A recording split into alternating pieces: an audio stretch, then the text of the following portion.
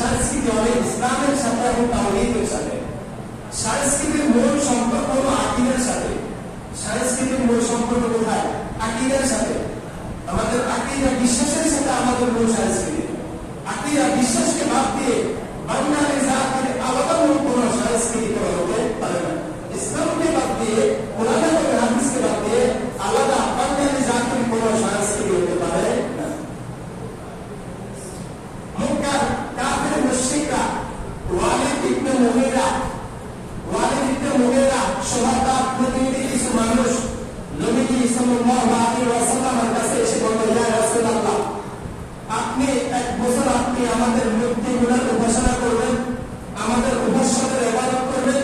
এক বছর আপনি আমাদের এই মূর্তিগুলোর উপাস্য করবেন, ইবাদত করবেন।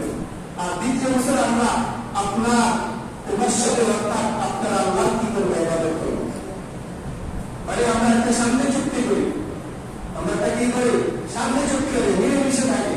আমরা একটা সামনে চুক্তি করবো যে আপনি এক বছর আমাদের উপাস্যদের ইবাদত করবেন, আরেক বছর আমরা আপনার উপাস্যদের ইবাদত করবো।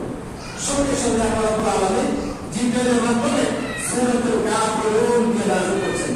কুল ইয়া আইয়ুহাল কাফিরুন, ইয়া নবী আপনি বলে দেন, ইয়া আইয়ুহাল কাফিরুন, হে কাফিররা, কুল ইয়া আইয়ুহাল কাফিরুন লা আ'বুদু মা তা'বুদুন, তোমরা যার ইবাদত করো, যে মূর্তিগুলোর ইবাদত তোমরা করো, ইয়া নবী আপনি বলে দেন, সেগুলোর ইবাদত, সেগুলোর উপাসনা আমি কখনো করতে পারবো না। ওয়ালা আনতুম আ'বুদুনা মা আ'বুদু, আর আমি যা ইবাদত করি তোমরাও তার ইবাদত করতে পারবে না। ওয়ালা আনা আ'বুদু মা আ'বাদতুম, ওয়ালা আনা আ'বুদু মা আ'বাদতুম, তোমরা যে মূর্তিগুলো ইবাদত করো সেগুলোর ইবাদত, সেগুলোর সামনে মাথা নত আমি নবী কখনোই করতে পারবো না।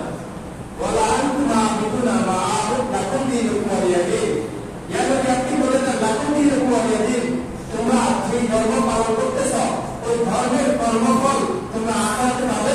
ওয়ালিয়া দীন, আমি যে ধর্ম পালন করতেছি আমার এই ধর্মের কর্মফল শেষ পরিণাম আমি পাবো। তোমরা তোমাদের ধর্মের শেষ পরিণাম তোমরা পাবে, আমিও আমার ধর্মের শেষ পরিণাম আমি পাবো। ফান্তাজিলু ইন্নী মা'কুম মিনাল মুনতাজিলিন, আল্লাহ বলেন ফান্তাজিলু, ইয়া নবী আপনি বলে দেন, ফান্তাজিলু ইন্নী মা'কুম মিনাল মুনতাজিলিন, তোমরা সবাই অপেক্ষায় থাকো, আমিও অপেক্ষায় আছি, দেখি শেষ পরিণাম কার জন্য কল্যাণ হয় আর কার জন্য কল্যাণ হয়। কোরআনের মধ্যে আজকে দেখা যায় পহেলা বৈশাখ যখন আসে সবগুলা হিন্দুরা মিশাইছে পহেলা বৈশাখ পালন করে। একটাও কি বদরের নামাজ পড়ছে বলেন? পহেলা বৈশাখ পালন করে পর্দাহীন ভাবে আল্লাহ তাআলা বলেন,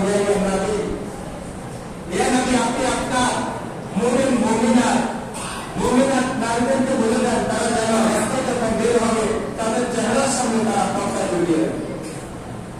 সারাদিন দেখেন বৈশাখ উদযাপনে যা হয়, ইসলামের কোনো কিছু আছে বলেন? একটা জন্ম পরিবার কিছুই নেই, সব করে হিন্দু আনি সংস্কৃতি।